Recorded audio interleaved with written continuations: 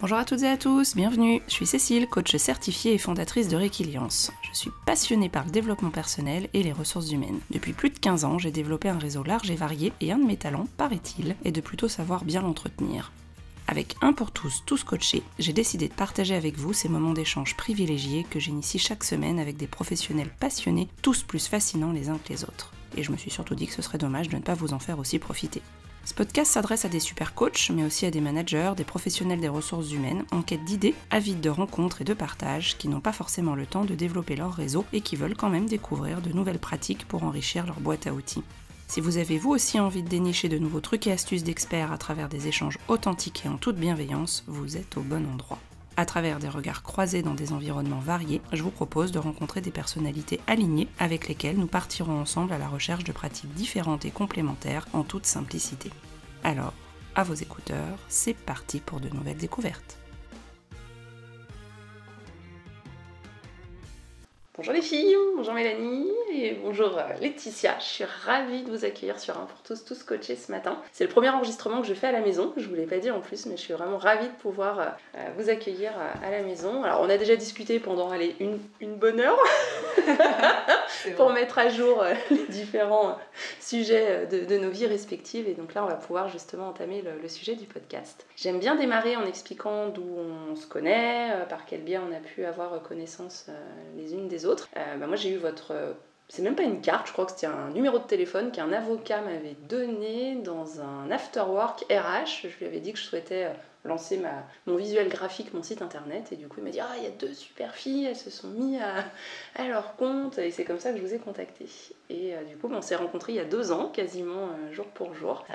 Je me demande même si c'était il y a 2 ans, c'était ça, il y a 2 ans. C'est ça. Et vous m'avez fait mon super site internet. Donc les chouettes, pour les personnes qui m'écoutent, ce sont le fruit du travail que j'ai pu faire avec Laetitia et Mélanie. Et c'est Mélanie qui notamment a mis en forme et l'architecture du site internet, les formulations de phrases, des bons mots, c'est Laetitia et Mélanie qui sont à l'origine de tout ça. Donc rien que pour ça, je suis déjà un grand merci, parce que j'ai d'excellents retours sur mon site internet, et donc je suis ravie de pouvoir vous laisser la parole aujourd'hui. Et puis avant tout, ce sont 2 super filles, un super duo que j'ai rencontré avec une vraie complémentarité, et c'est ça aussi qui m'intéresse aujourd'hui pour parler à la fois de votre activité, mais aussi de qui vous êtes et de votre complémentarité. Voilà pour l'introduction. Merci à toi Cécile de ton accueil, bonjour, merci à toi de nous accueillir chez toi déjà. Et puis je pense que Mélanie se joindra à moi aussi pour te remercier, étant donné que tu as évoqué notre rencontre. Tu as été notre première cliente, la première pour laquelle on a finalisé un vrai projet de site internet. Ok, je savais pas, je suis trop touchée, c'est trop chouette. Justement, sans jeu de mots sur les chouettes, mais ok. Et c'était vraiment nos débuts il y a 2 ans, donc ça a été super important pour nous, ça a contribué à nous lancer et à nous donner confiance. Donc à notre tour, on te remercie.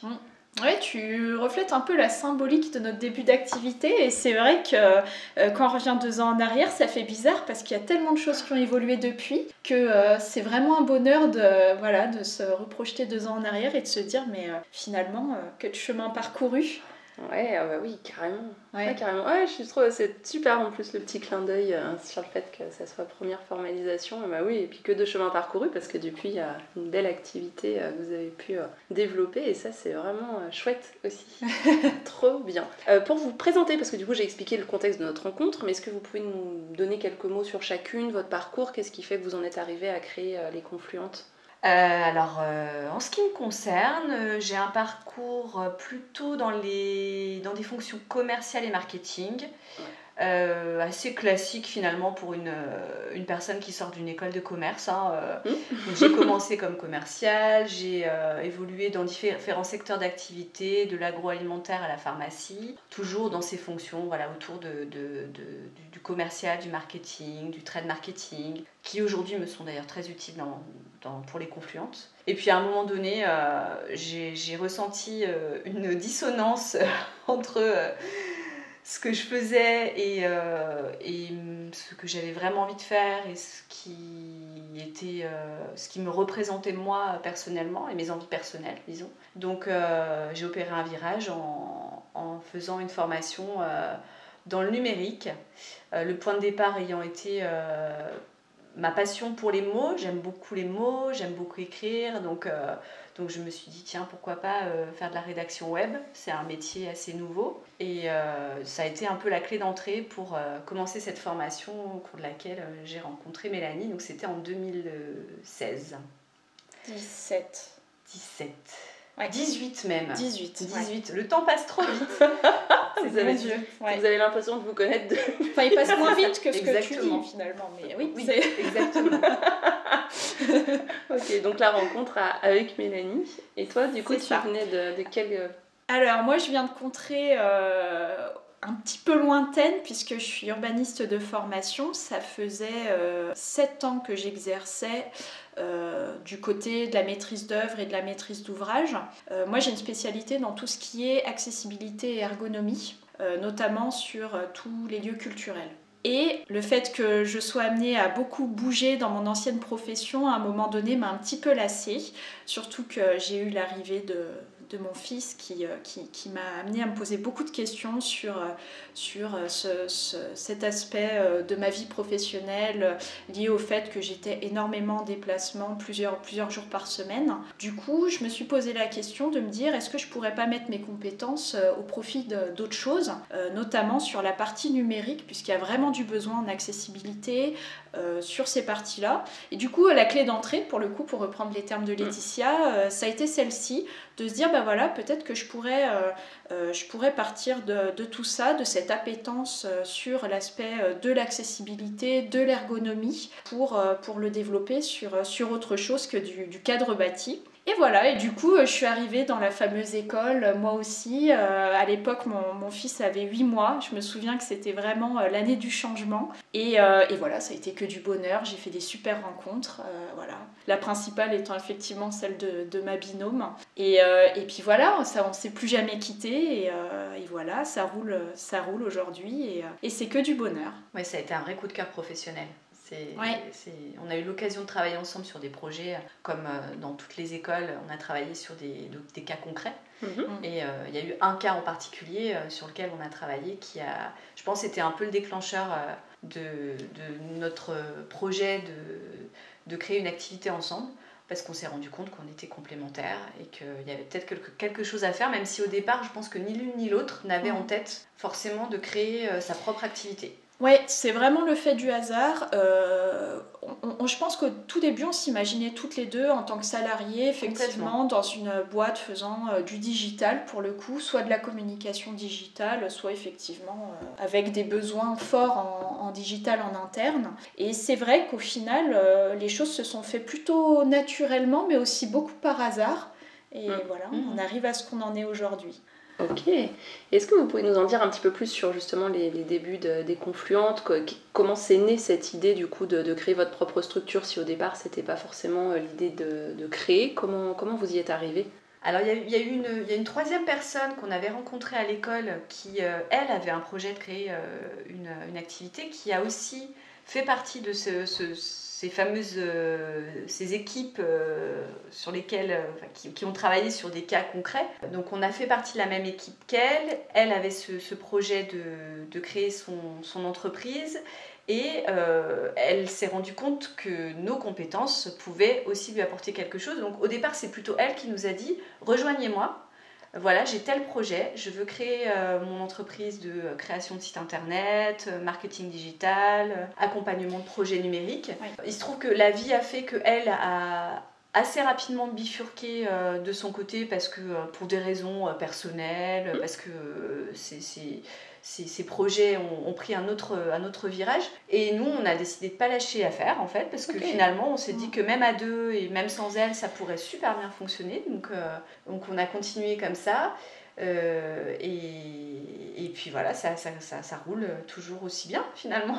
Ouais, la chance qu'on a eue, c'est que toutes les deux, on est vraiment complémentaires. Laetitia est beaucoup plus effectivement sur tout l'aspect littéraire. Moi, je suis beaucoup plus sur les visuels pour le coup. C'est un peu le lien aussi avec ma profession d'urbaniste à côté. Et c'est vrai qu'assez rapidement, du coup, le binôme a été logique puisque vraiment on se complète et on n'a pas besoin de tout cet aspect chefferie de projet qu'on gère finalement au quotidien, mais on n'a pas besoin de cette compétence en particulier, donc d'une tierce personne qui gérait ça. Donc finalement le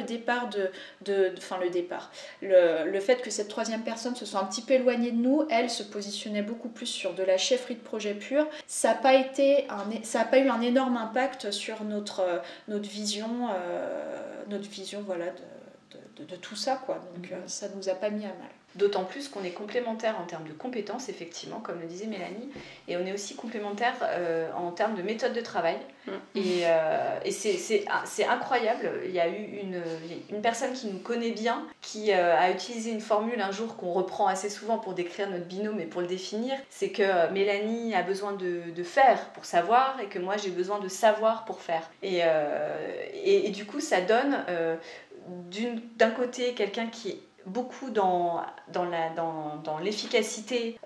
Mélanie, elle est super rapide, elle analyse très rapidement. Moi, j'ai besoin d'un temps d'analyse préalable avant de construire quelque chose. Mélanie, c'est plutôt l'inverse. Et finalement, ça se goupille très naturellement. Oui, ça se fait. C'est très fluide, enfin, en tout cas dans tous les échanges que j'ai avec vous. C'est l'une, c'est l'autre en fonction de qui est dispo, vous allez répondre. Il y a une communication entre vous aussi qui est très efficace. Enfin, on se sent vraiment... moi, je me suis sentie hyper bien accompagnée, coucounée. Et puis à chaque fois, en fonction de l'idée que je pouvais avoir ou de ce que je vous partageais, il y en avait toujours une des deux pour me répondre et me dire oui, alors ça c'est plus la partie de l'une ou de l'autre, ou du coup on va communiquer. Mais il y avait vraiment le côté de ok, on a entendu ton besoin, et cette faculté à détecter le besoin que peut avoir l'entrepreneur ou la personne qui souhaite monter son site internet, et à trouver tout de suite le bon mot ou le bon dessin ou la bonne proposition qui fait qu'on se sent tout de suite en confiance, et que du coup on vous laisse les clés de la boutique sans problème, quoi, en mode allez-y, c'est bon, je suis en confiance, quoi.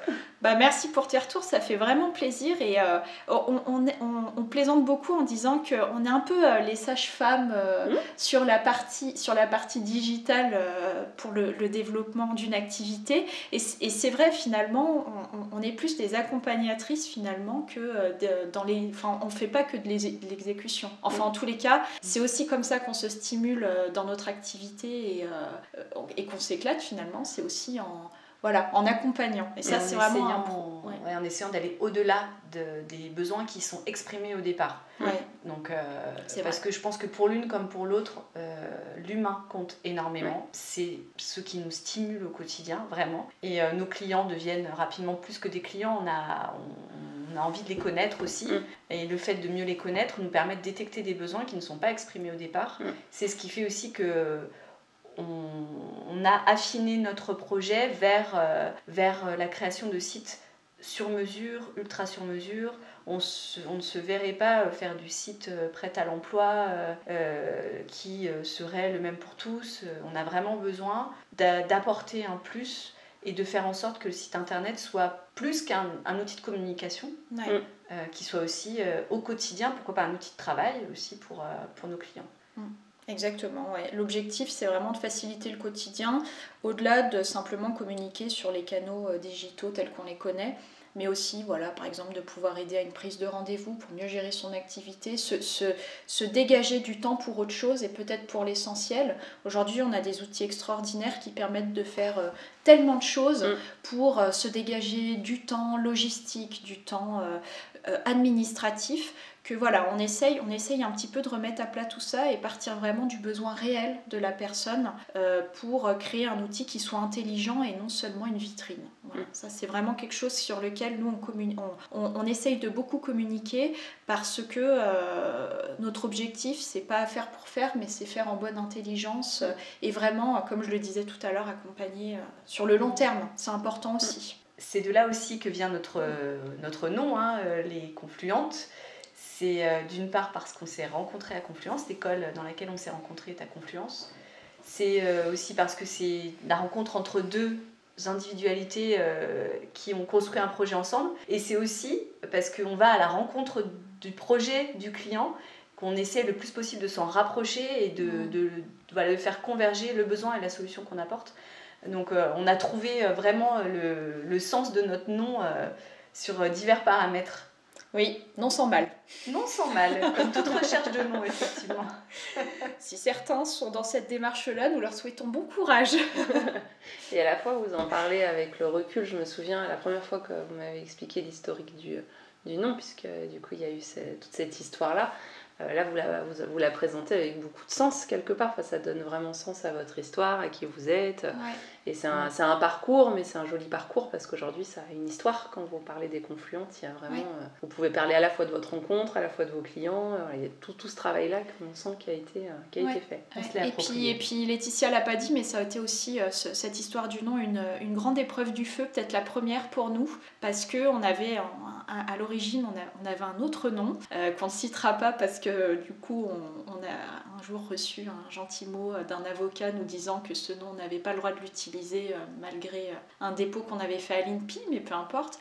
Il se trouve que du coup, ça nous avait bien désarçonné parce qu'on avait construit toute notre première partie de l'histoire, entre guillemets, autour de ce nom. Et c'est vrai que ça a été un coup dur, faut le dire. Je me souviens de la sortie après le rendez-vous de l'avocat en se disant mais en fait on est complètement dénudé, on n'a plus de nom. C'était hyper désarçonnant. Et il y a eu un petit coup de mou, faut le dire.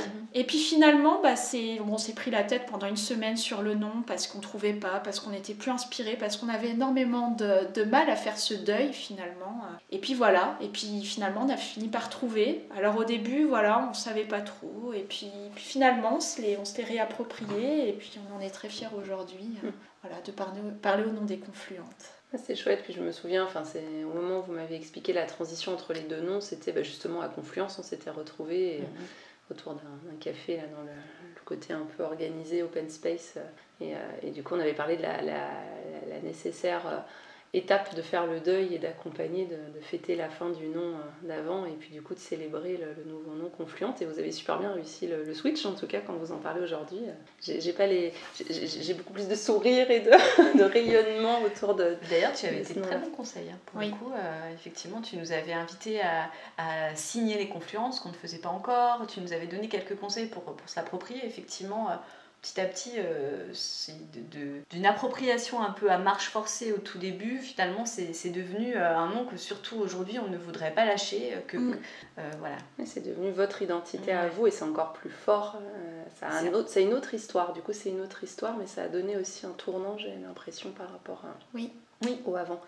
Oui, et ça a redonné de la cohérence parce que finalement, on s'est dit qu'on était suffisamment agile à deux, et puis c'est vrai qu'à deux, on est plus fort aussi, pour pouvoir outrepasser un peu cet épisode qui arrivait très tôt dans l'activité et qui finalement nous a amené à très vite nous poser des questions que généralement les entrepreneurs ont peut-être un petit peu plus tard. Mais il se trouve que du coup, ça a vraiment renforcé la cohésion qu'on avait toutes les deux et voilà, aujourd'hui, on en parle effectivement avec beaucoup de sourire, même si à l'époque, c'était pas le cas. Voilà. Oui, et je trouve ça, c'est une jolie histoire. Et moi, votre parcours sur ce nom-là, ce changement de nom m'a donné aussi la force parce que c'est vrai que je vous l'ai même pas dit, mais en fait, sur le deuxième podcast, j'avais déposé le nom à l'INPI et j'ai reçu aussi ma petite lettre avocat, comme quoi il y avait quasiment le même nom qui était déposé à Brignais, mais le truc complètement improbable parce que c'était avec des tirets, des accents et j'avais pas détecté que c'était possible que ça soit le même nom. Alors, pas podcast, c'était des coachs qui proposaient j'imagine du coaching, mais pas forcément de podcast. Donc on a brainstormé du coup avec Mathilde et Colline sur le deuxième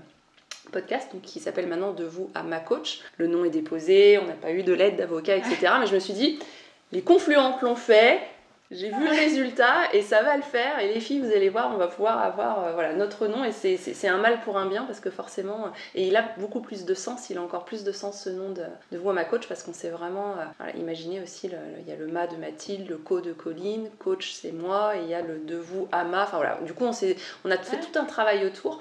Et c'est intéressant de se dire que par rapport à quelque chose qu'on a porté, si à un moment donné c'est pas possible, c'est que c'est pas possible et c'est pas grave en soi.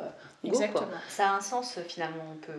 En tout cas, nous, on a donné du sens à ce changement, clairement. C'est ce que tu as fait aussi. Ouais. Complètement. Non, mais il se trouve que c'est quand même la première étape quand on crée sa boîte, de trouver le nom de sa boîte ou de sa marque, peu importe.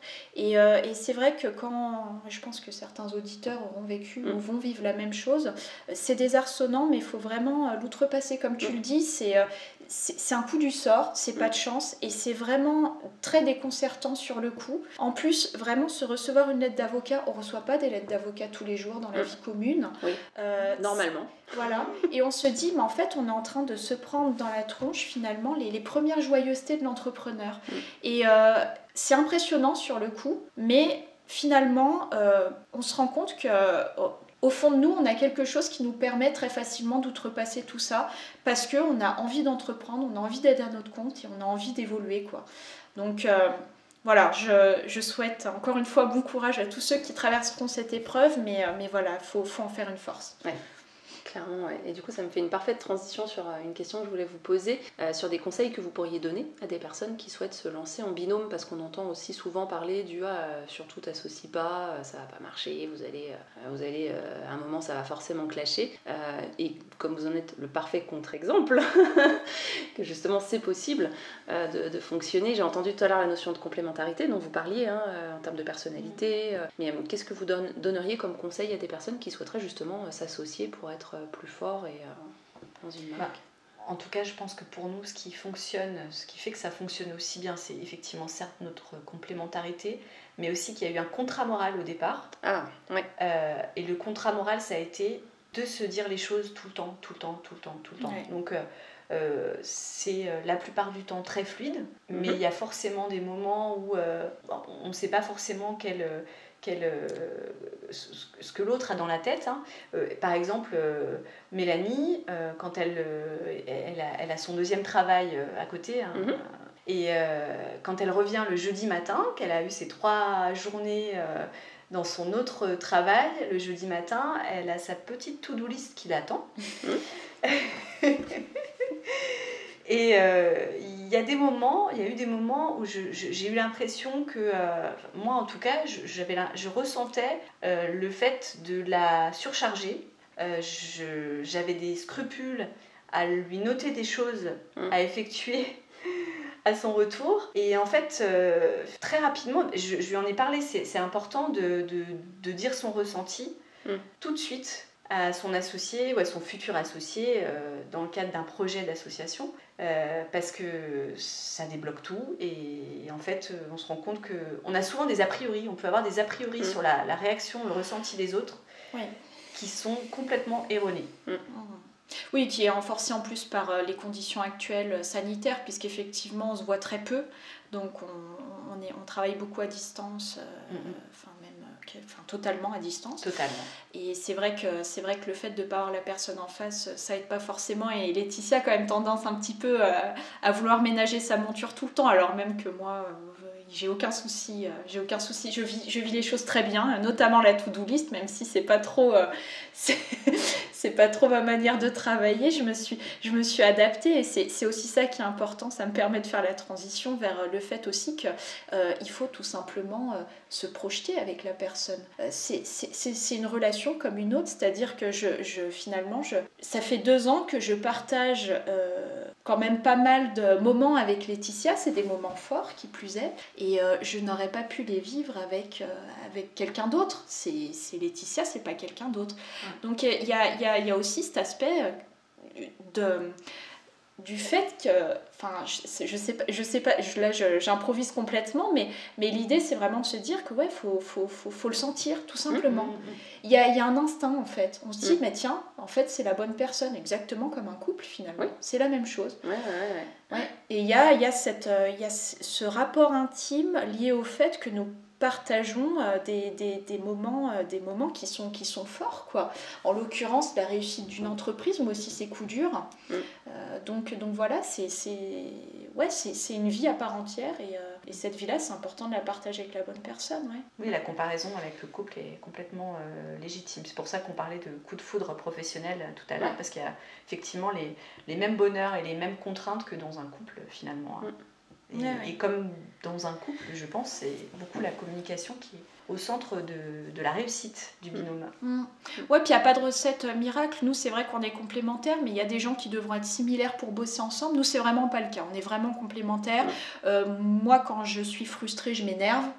Je vais gueuler un bon coup et puis ça va aller mieux. Ça va pas aller très loin, mais moi j'ai besoin d'extérioriser, alors que Laetitia est beaucoup plus sur la réserve, elle est beaucoup plus réfléchie. Moi je suis très impulsive finalement. Et c'est vrai que pour ça c'est très bien parce que voilà, on a appris toutes les deux à anticiper ça. Ouais. Par rapport à l'autre et voilà, et aujourd'hui ça fonctionne très bien donc et à l'anticiper parce qu'on s'est posé les questions aussi à un moment donné, mais pourquoi tu réagis comme ça, et exactement. c'est toujours ce fameux contrat moral au départ qui fait que ça continue d'être fluide aujourd'hui après 2 ans. Après 2 ans, Ouais, c'est chouette. En tout cas, bon, vous ne les voyez pas parce que du coup c'était un podcast, c'est le concept, mais il y a énormément de respect, elle se regarde, elle hoche la tête quand elle parle de tout ça et ça se sent, c'est vraiment impressionnant, vous êtes une unité à 2. C'est très, très intéressant. Et puis en plus, on a la lumière qui nous a accompagnés. Il y a eu le soleil qui est apparu. Quand tu as dit c'est Laetitia et c'est personne d'autre. Il y a aussi le moment présent qui a éclairé et donné encore plus de sens à tout ça. Et je partage parce que du coup, vous avez, comme nous sommes juste sur l'enregistrement, c'est intéressant aussi de se dire que même la météo d'aujourd'hui a accompagné cette unité à 2. C'est agréable de savoir que c'est aussi ce qu'on diffuse autour de nous. C'est vraiment ce qu'on ressent, mais si on le dégage, c'est d'autant plus agréable. Mais du coup, clairement, et ça me fait le lien avec une question que j'aime bien poser dans le podcast, qui est l'alignement, puisque du coup, se sentir aligné. Qu'est-ce que vous diriez pour vous, c'est quoi être aligné ? Moi, j'ai découvert cette expression avec toi. Moi aussi. Ok. La première fois que j'ai entendu dans ce cadre-là, dans un sens second, disons, c'était avec toi. Et je me le suis un peu approprié, ça m'a parlé. Ok. Je me le suis un peu approprié parce que je suis pas sûre que ce soit la définition que toi tu en donnes finalement. Moi, c'est vraiment le ressenti que j'ai eu justement au moment où j'ai opéré mon virage professionnel. Je te parlais de dissonance tout à l'heure. Oui. Et aujourd'hui, être aligné pour moi, c'est faire au quotidien des choses qui sont en accord avec ma personnalité, avec mes envies. Et c'est aussi, mes envies étant souvent liées à ma famille, à mon univers, à mon cocon familial et personnel, c'est aussi aligner ma vie professionnelle et ma vie personnelle.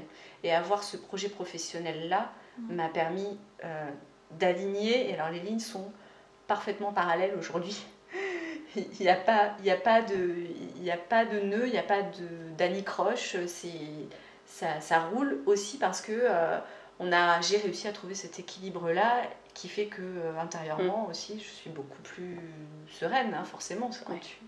Quand tu te sens aligné, tu ressens cette sérénité, cette tranquillité que je n'avais pas ressentie jusque-là dans ma vie professionnelle, pour le coup. Je fais le lien avant de pouvoir laisser la parole à Mélanie sur ta définition aussi à toi de qu'est-ce que c'est d'être aligné.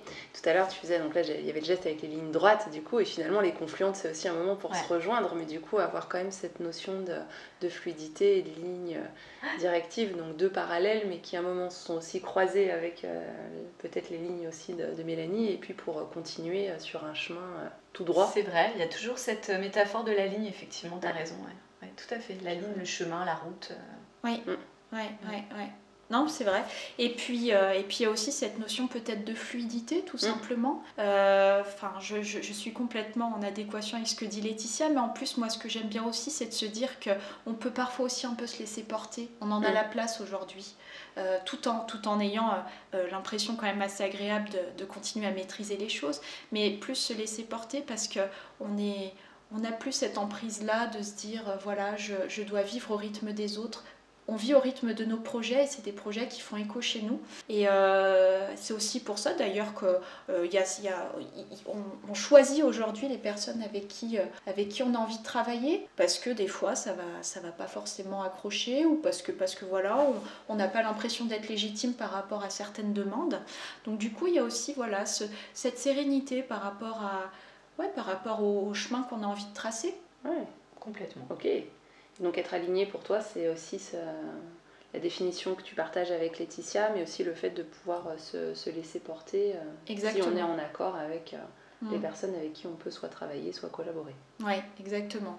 Et puis il y a peut-être aussi en plus la petite notion du lâcher-prise qui est quand même assez importante, je trouve, sur laquelle moi j'essaye de travailler à titre personnel, mais qui du coup me permet de beaucoup avancer avec Laetitia sur cet aspect-là, même si elle s'en rend pas forcément compte. Mais le lâcher-prise, le fait de pas toujours intervenir sur tout, et de baser la relation aussi sur la confiance, c'est quelque chose d'hyper important et sur lequel moi j'avais tendance à avoir beaucoup de manquements d'un point de vue professionnel jusqu'à maintenant.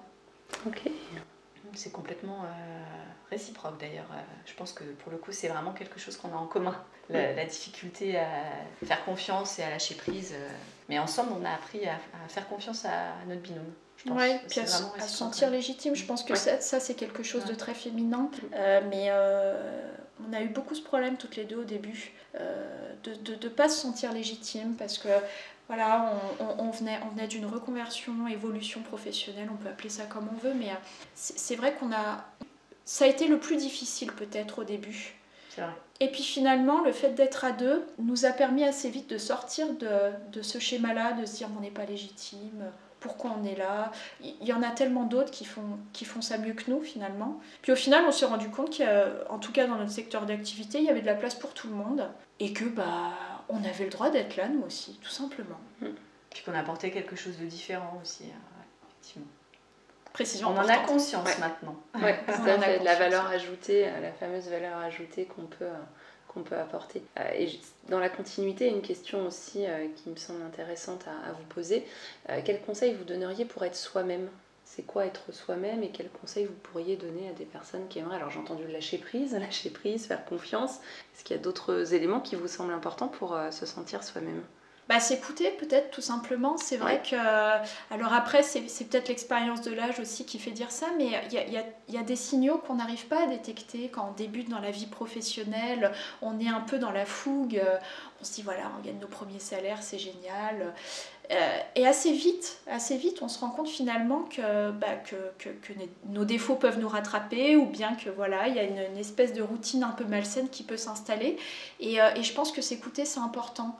Prendre du temps pour s'écouter, pour être en tête-à-tête avec soi-même, pour tout simplement remettre les choses à plat. Je pense que c'est important et c'est essentiel. On est dans une société où aujourd'hui tout va tellement vite qu'on a tendance vraiment à passer à côté de tout ça, à être noyé dans de l'information tierce.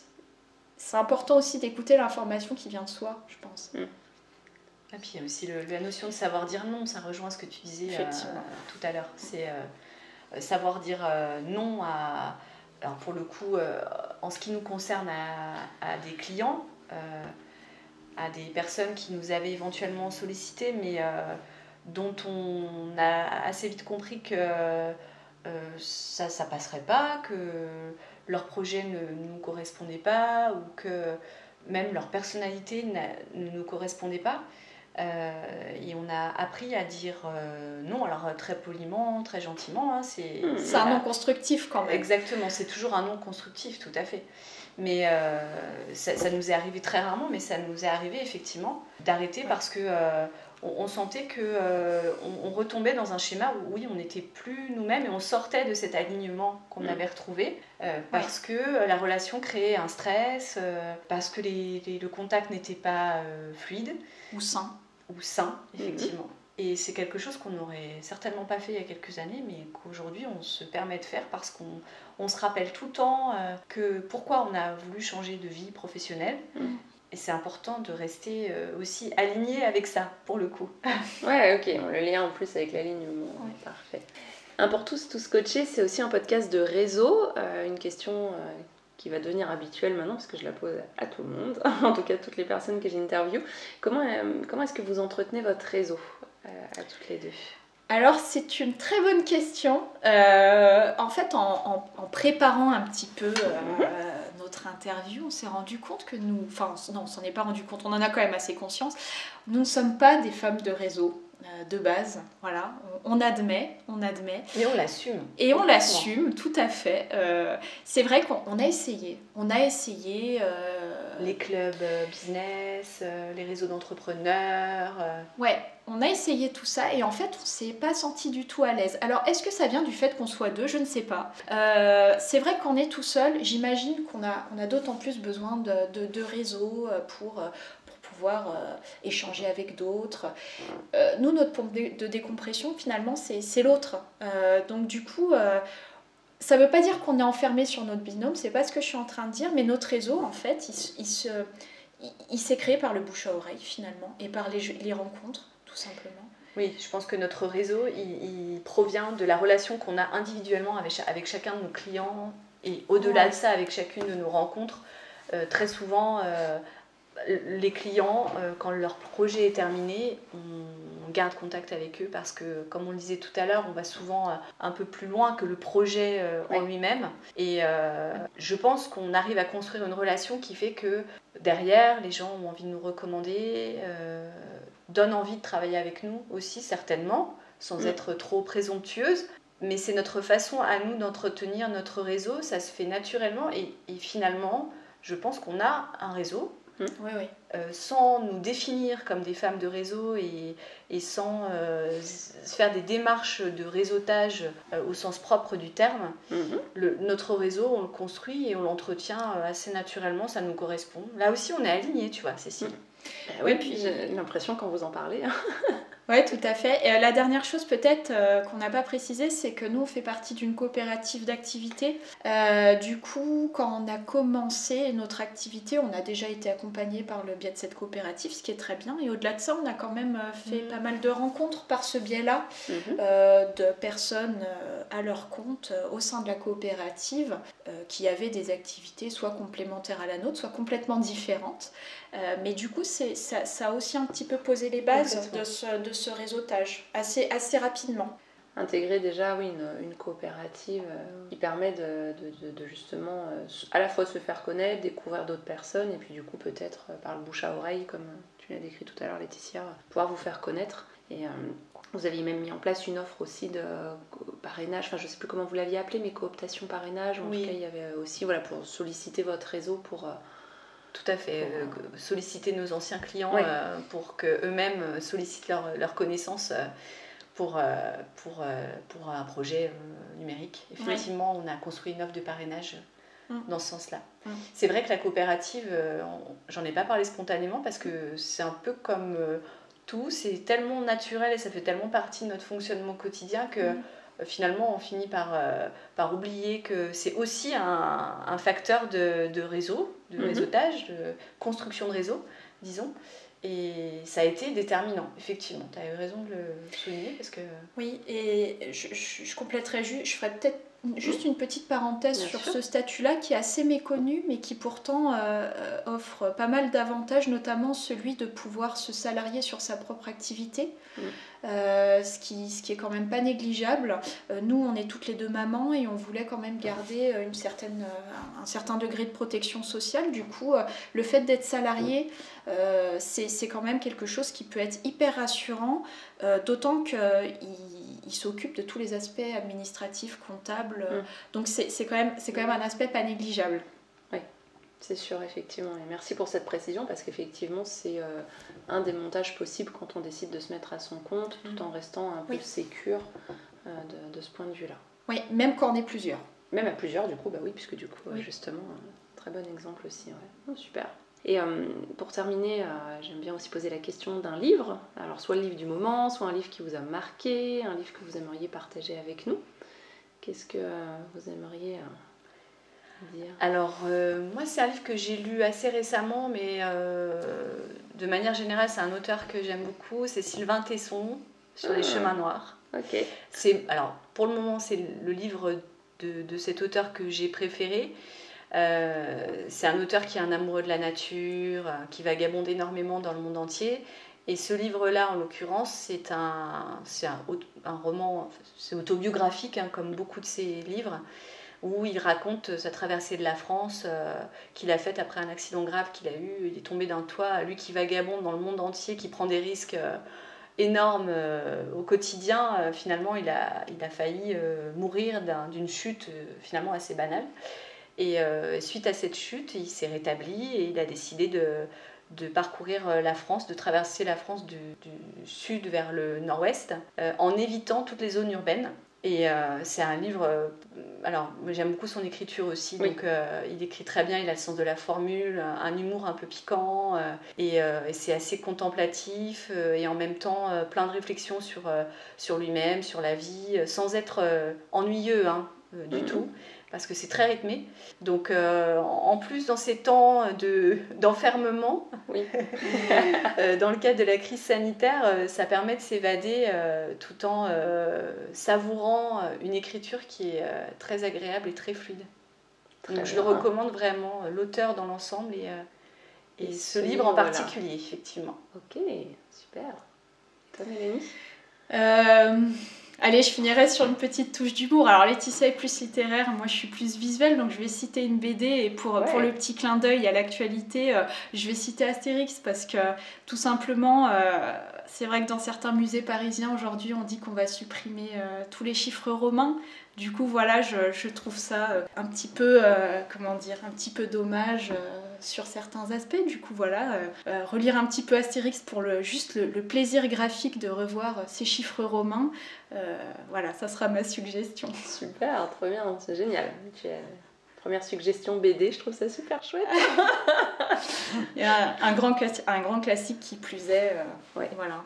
Tout à fait, oui, mais qui replonge, alors moi pour le coup qui replonge en enfance, Astérix, j'avoue que c'est enfance et à la fois ma fille adore aussi. Et... Ça fait l'unanimité, c'est un peu comme Tintin, mon fils qui n'a que 3 ans adore le feuilleter juste pour regarder les images et c'est vrai que c'est une patte graphique qu'on a tous en tête et que serait Astérix sans les chiffres romains, j'ai envie de dire, donc voilà. Et très bien, merci déjà pour ce super partage.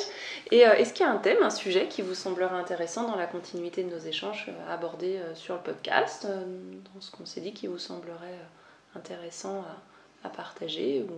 Étant donné que notre métier c'est le projet digital, peut-être donner un petit conseil à tous ceux qui auraient éventuellement le projet de créer un site internet. De ne pas foncer tête baissée, vraiment réfléchir en amont. Il y a beaucoup de gens qui décident légitimement de se lancer dans la communication sur internet en ce moment d'autant plus et ne pas faire un site internet sans réfléchir avant à qui on veut parler, déjà quelles sont les cibles en termes en jargon marketing, à qui on veut parler, comment on va s'adresser à eux et même basiquement, techniquement, bien choisir son hébergeur, tous ces paramètres techniques là sont très important aussi, on n'en a pas forcément conscience quand on ne navigue pas dans ce microcosme-là. Donc vraiment ne pas avoir une phase de réflexion en amont, c'est extrêmement important. Oui, c'est vrai que Laetitia fait bien de préciser ça. Souvent, la mise en place d'un site internet fait se poser beaucoup de questions philosophique entre guillemets sur l'image qu'on veut renvoyer de son entreprise, le message qu'on veut envoyer, le positionnement, la cible. Et du coup, tout cet aspect marketing doit aussi quand même être assez réfléchi en amont et il faut surtout pas hésiter à se faire accompagner aussi pour cet aspect-là parce que créer un site internet qui n'est pas réfléchi, tout de suite on renvoie quelque chose de très négatif au client puisque quelque part on reflète un petit peu de l'improvisation ce qui peut être assez dommageable, je pense. Ouais, exactement. Super, merci pour ce super bon conseil. Et puis en plus, comme je l'ai vécu, je peux que le conseiller.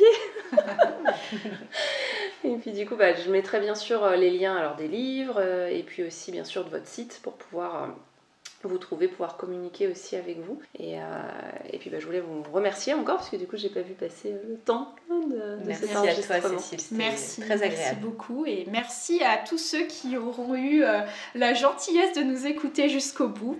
Et puis n'hésitez vraiment pas à prendre contact.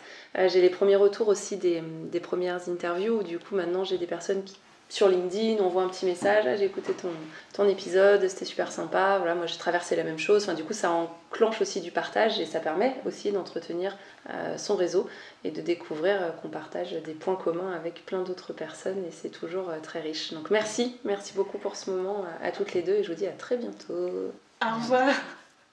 Merci d'avoir écouté l'épisode jusqu'au bout. j'espère que l'échange vous a plu.